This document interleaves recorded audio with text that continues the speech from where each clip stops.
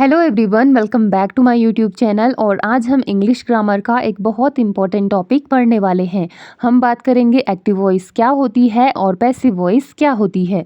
तो बहुत से स्टूडेंट्स को active voice and passive voice difficult लगता है, बट अगर आप सिर्फ 3 कॉन्सेप्ट समझ लेते हो तो ये आपके लिए बहुत ईजी हो जाता है। तो इस वीडियो में हम जानेंगे एक्टिव वॉइस क्या होती है, पैसिव वॉइस क्या होती है और इन दोनों में डिफरेंस क्या है और एक्टिव को पैसिव में कैसे चेंज करना है और इसके इम्पोर्टेंट रूल्स क्या हैं। सबसे पहले तो ये समझ लेते हैं कि वॉइस होती क्या है, वॉइस का मतलब क्या होता है। तो एक सेंटेंस जब हम बनाते हैं तो उसमें एक एक्शन होता है और एक एक्शन करने वाला होता है, यानी कि एक कर्ता होता है और एक काम होता है। तो हमें वॉइस यही बताती है कि सेंटेंस में एक्शन पर ज़्यादा फोकस है या एक्शन करने वाले पर। तो इंग्लिश ग्रामर में वॉइस के 2 टाइप्स होते हैं, एक्टिव वॉइस, पैसिव वॉइस। अब इन दोनों को एक एक करके समझते हैं। तो सबसे पहले समझ लेते हैं एक्टिव वॉइस क्या होती है। तो जब सेंटेंस में सब्जेक्ट खुद एक्शन करता है तो उसे एक्टिव वॉइस कहते हैं। जैसे इसका स्ट्रक्चर देखो क्या होता है, सब्जेक्ट होता है इसमें और वर्ब होती है और ऑब्जेक्ट होता है। एग्जाम्पल देखते हैं इसका, राम राइट्स अ लेटर। तो यहाँ पे राम देखो, राम यहाँ पे एक सब्जेक्ट है और ये जो है एक्शन कर रहा है, इसलिए ये एक एक्टिव वॉइस है। राइट्स यहाँ पे राइट एक वर्ब है और लेटर यहाँ पे एक ऑब्जेक्ट है। तो राम खुद लेटर लिख रहा है, इसलिए ये एक्टिव वॉइस है। एक और एग्जांपल देखो, शी कुक्स फूड। तो यहाँ पर शी एक सब्जेक्ट है, कुक्स फूड, और कुक यहाँ पे एक वर्ब है और फूड यहाँ पे ऑब्जेक्ट है और शी यहाँ पे जो है काम कर रही है, तो इसलिए यहाँ पे ये एक्टिव वॉइस है। अब समझ लेते हैं कि पैसिव वॉइस क्या होती है। तो जब सेंटेंस में फोकस एक्शन करने वाले पर नहीं बल्कि एक्शन जिस ऑब्जेक्ट पर हुआ है उस पर होता है, तो उसी को कहा जाता है पैसिव वॉइस। और इसका स्ट्रक्चर क्या होता है, इसमें सबसे पहले आता है ऑब्जेक्ट, फिर इसमें हेल्पिंग वर्ब आती है और वर्ब की थर्ड फॉर्म तो इसमें आती है। फिर आप इसमें बाय लगा सकते हो एंड देन सब्जेक्ट। तो एक एग्जांपल के थ्रू समझो, देखो जैसे हमने एक्टिव वॉइस बोला, राम राइट्स अ लेटर, तो ये एक एक्टिव वॉइस है। अब पैसिव वॉइस में इसको कैसे लिखेंगे, तो जब ये पैसिव वॉइस में होगा तो ये इस प्रकार से लिखा जाएगा, a letter is written by Ram. तो यहाँ पे देखो, अब जो ऑब्जेक्ट है लेटर उस पर फोकस है, तो इसलिए ये एक पैसिव वॉइस है। ये राम सब्जेक्ट था, लेटर उसने लिखा, बट उस पे यहाँ पे फोकस नहीं किया गया है बल्कि यहाँ पे फोकस किया गया है लेटर पे, यानी कि ऑब्जेक्ट पे। तो ये हमारा है पैसिव वॉइस। अब देखते हैं एक्टिव वॉइस और पैसिव वॉइस में क्या डिफरेंस है। तो एक्टिव वॉइस में सब्जेक्ट इंपॉर्टेंट होता है और सब्जेक्ट एक्शन करता है। जैसे the teacher teaches the students, तो यहाँ पे टीचर सब्जेक्ट है और वो स्टूडेंट्स को टीच कराता है, यानी कि पढ़ाता है। तो यहाँ पे सब्जेक्ट एक्शन कर रहा है, तो ये दोनों यहाँ पे इंपॉर्टेंट हो गई। और पैसिव वॉइस में ऑब्जेक्ट इंपॉर्टेंट हो जाता है और एक्शन पर फोकस होता है। जैसे the students are taught by the teacher, तो यहाँ पे देखो सब्जेक्ट पर बिल्कुल भी फोकस नहीं है, यानी कि टीचर पर फोकस नहीं है बल्कि पढ़ाने पर फोकस है। तो ये है हमारा पैसिव वॉइस। बट बहुत से स्टूडेंट्स को एक्टिव वॉइस को पैसिव वॉइस में चेंज करना नहीं आता है। तो इसको सिंपली आपने इतना याद रखना है कि सबसे पहले तो आपको ऑब्जेक्ट को सेंटेंस की बिगिनिंग में ले आना है, उसके बाद टेंस के अकॉर्डिंग हेल्पिंग वर्ब लेनी है, फिर मेन वर्ब की थर्ड फॉर्म ज़रूर यूज़ करनी है। यहाँ पे थर्ड फॉर्म ज़रूर आती है वर्ब की पैसिव वॉइस में, और अगर ज़रूरत हो तो आप बाय भी लगा सकते हैं और फिर सब्जेक्ट को सेंटेंस के एंड में लगाइए।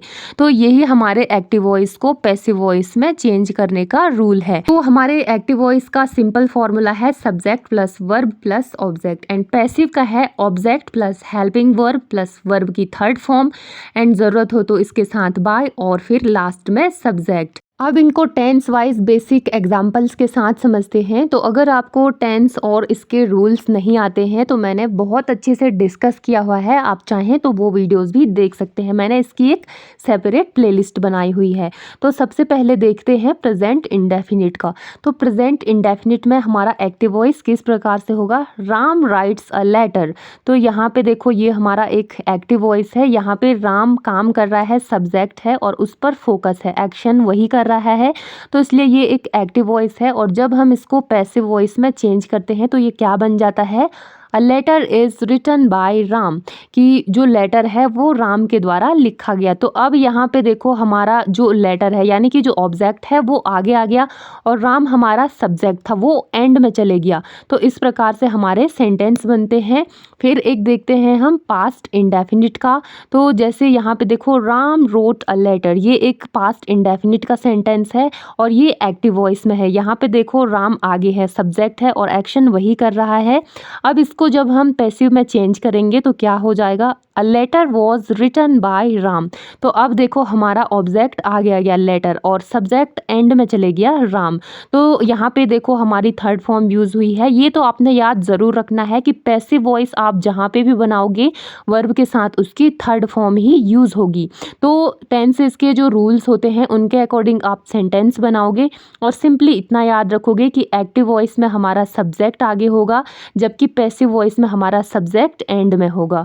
अब फ्यूचर इंडेफिनिट का देखो, Ram will write a letter. यहाँ पे देखो राम हमारा जो सब्जेक्ट है वो आगे है और लेटर जो ऑब्जेक्ट है वो एंड में है। अब राम यहाँ पे सब्जेक्ट है और एक्शन भी वही करेगा। अब जब इसको हम एक पैसिव वॉइस में चेंज करेंगे तो क्या हो जाएगा, a letter will be written by Ram. तो यहाँ पे देखो अब हमारा जो ऑब्जेक्ट है लेटर वो आगे आ गया और सब्जेक्ट यानी कि राम वो फिर से लास्ट में चले गया। तो फ्रेंड्स आपको ये ध्यान जरूर रखना है कि वर्ब की थर्ड फॉर्म हमेशा यूज़ होती है जब हम पैसिव वॉइस में कोई भी सेंटेंस लिखते हैं। तो इम्पॉर्टेंट रूल्स कुछ आपको नोट कर लेने चाहिए कि पैसिव वॉइस में हमेशा वर्ब की थर्ड फॉर्म यूज़ होती है। हेल्पिंग वर्ब हमेशा टेंस के अकॉर्डिंग चेंज होती है। कोई भी सेंटेंस अगर उसमें ऑब्जेक्ट नहीं है तो वो पैसिव वॉइस में नहीं चेंज किया जा सकता, यानी कि पैसिव वॉइस में चेंज करने के लिए ऑब्जेक्ट का होना बहुत ज़रूरी है। जैसे हमने बोला ही ईट्स एन एप्पल, तो इसको हम पैसिव वॉइस में बिल्कुल चेंज कर सकते हैं क्योंकि यहाँ पे सब्जेक्ट भी है, यहाँ पे वर्ब भी है और यहाँ पे ऑब्जेक्ट भी है। अब यहाँ पे पैसिव वॉइस बन सकता है, बट वहीं अगर हम दूसरा सेंटेंस कहें ही स्लीप्स, तो इसको देखो इसमें कोई भी ऑब्जेक्ट नहीं है, यानी कि ये पैसिव वॉइस में कभी भी चेंज नहीं हो सकता है। इसमें सिर्फ क्या है, ही एक सब्जेक्ट है एंड स्लीप यहाँ पे एक वर्ब है स्लीप्स, तो इसमें सिर्फ एक सब्जेक्ट है और एक वर्ब है, इसलिए ये कभी भी पैसिव वॉइस नहीं बन सकता है।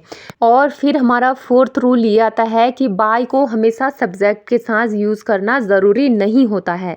जैसे एक एग्जांपल देखो, द थीफ वॉज अरेस्टेड, तो यहाँ पे देखो यहाँ पे हमें नहीं पता कि अरेस्ट किसने किया, इसलिए यहाँ पे बाय की कोई भी ज़रूरत नहीं है। तो फ्रेंड्स यही थे हमारे सिंपल से रूल्स। तो इसी प्रकार आपको भी टेंस के रूल्स के अकॉर्डिंग बहुत सारे सेंटेंस बना के देखना चाहिए, इससे प्रैक्टिस करके और ज़्यादा अच्छे से आपको समझ में आ जाता है। तो फ्रेंड्स आज हमने सीखा वॉइस क्या होती है, एक्टिव वॉइस क्या है, पैसिव वॉइस क्या है, दोनों में डिफरेंस क्या है और एक्टिव को पैसिव में चेंज कैसे करते हैं और इसके इम्पोर्टेंट रूल्स क्या है। अगर आप इन बेसिक रूल्स को बहुत अच्छी तरह से समझ लेते हैं तो एक्टिव और पैसिव वॉइस कभी भी डिफ़िकल्ट नहीं लगती है। अगर आपको ये वीडियो हेल्पफुल लगी तो प्लीज़ वीडियो को लाइक ज़रूर करना और मेरे चैनल को सब्सक्राइब ज़रूर करना। आज की वीडियो में बस इतना ही और मिलते हैं नेक्स्ट वीडियो में।